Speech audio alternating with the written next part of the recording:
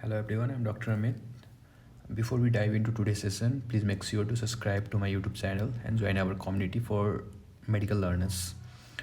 In this video of our respiratory system series, we are going to talk about alveolar cell types, and then surfactant, then alveolar macrophages, after then club cells and long malformations.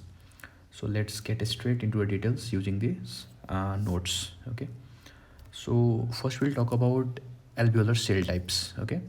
So mainly there are type 1 and type 2 pneumocytes. Okay. We can see in this diagram that this is type 1 pneumocytes and this is type 2 pneumocytes, and this is red circles are capillary and this is alveolar macrophages. Okay. So now let's talk in detail about type 1 pneumocytes.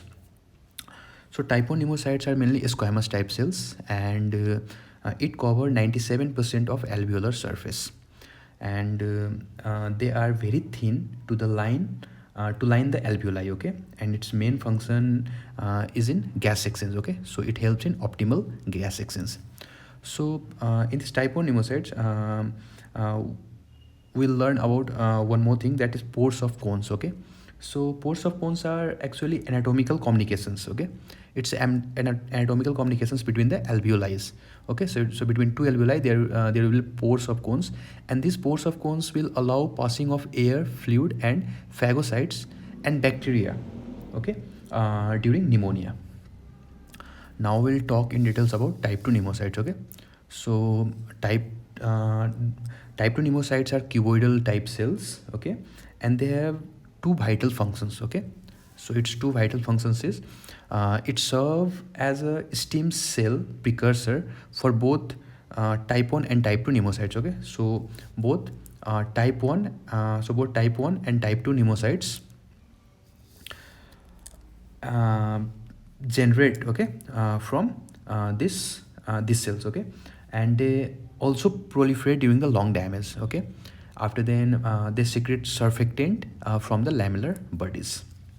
Now we'll talk in details about surfactant. Okay, so the first thing about surfactant is surfactants are is a lifesaver. Okay, because it play primary roles in decreasing the alveolar surface tension.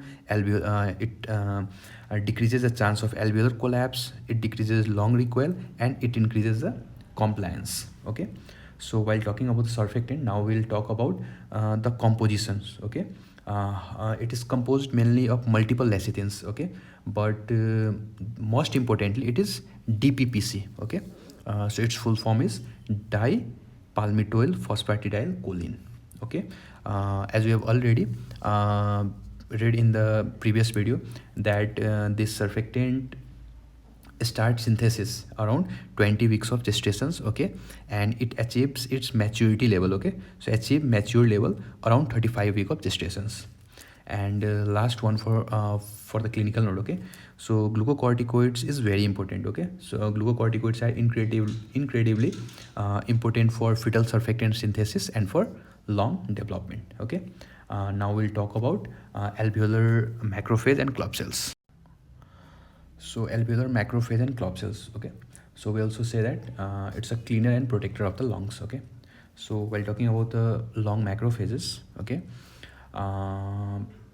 they phagocytose foreign materials and release cytokines and alveolar protease. Okay, uh, the important thing from clinical point of view is hemosiderin. Okay, so hemosiderin laden macrophage. Okay, it is also called as heart failure cells. Okay, because they are mainly found in pulmonary edema and alveolar hemorrhage. So whenever you see if it's written is that hemosiderin laden macrophage, always remember that there must be pulmonary edema or alveolar hemorrhage. Okay, so it's a yellow pigment. Now we'll talk about club cells. Okay, so club cells are non-ciliated, low columnar or cuboidal type cells which secrete granules. Okay, and they are located in the bronchioles. Okay, and they degrade toxins via cytochrome P450. Okay, sometimes they ask in the MCQs that how club cells degrade toxins.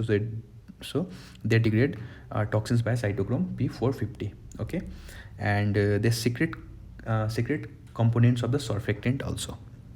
Okay, so this is all about alveolar macrophage and club cells. Now we'll talk about lung malformation. So now let's look at developmental error. Okay, so we'll talk about two developmental error. The one is pulmonary hypoplasia and the second one is bronchogenic cyst. Okay, so let's start with pulmonary hypoplasia. Okay, so pulmonary hypoplasia is characterized by poorly developed bronchial tree, okay, and abnormal histology. So this pulmonary hypoplasia mainly associated with congenital diaphragmatic hernia, okay, usually on the left side. Okay, so on the left side we'll mainly find congenital diaphragmatic hernia in a pulmonary hypoplasia patient. Okay, and sometimes bilateral renal agenesis. Okay, so there will be no kidney development. Okay, so this sequence, okay, bilateral renal agency, also called as Porter sequence. Okay, so in Porter sequence we found pulmonary hypoplasia, flattened nose, micrognathia, then low satiers and limb deformations. Okay, the next developmental area is bronchogenic cyst. Okay, so it is mainly caused by abnormal budding. Okay, abnormal budding of the foregut and dilatations of terminal or large bronchi. Okay, so if we will do chest x-ray in these patients, then we will find sharply defined fluid filled density. Okay, so on chest x-ray we'll find on chest x-ray these bronchogenic cysts appear as sharply defined fluid filled densities. Okay, and in these patients they will have a recurrent respiratory infection. Okay, so these are two important developmental error which mainly asked in the exams. Okay, so I hope these notes help you master this concept for your exam. If you like this video, please share, subscribe and keep working hard. One day it will pay off. Okay, so see you in the next one. Thank you.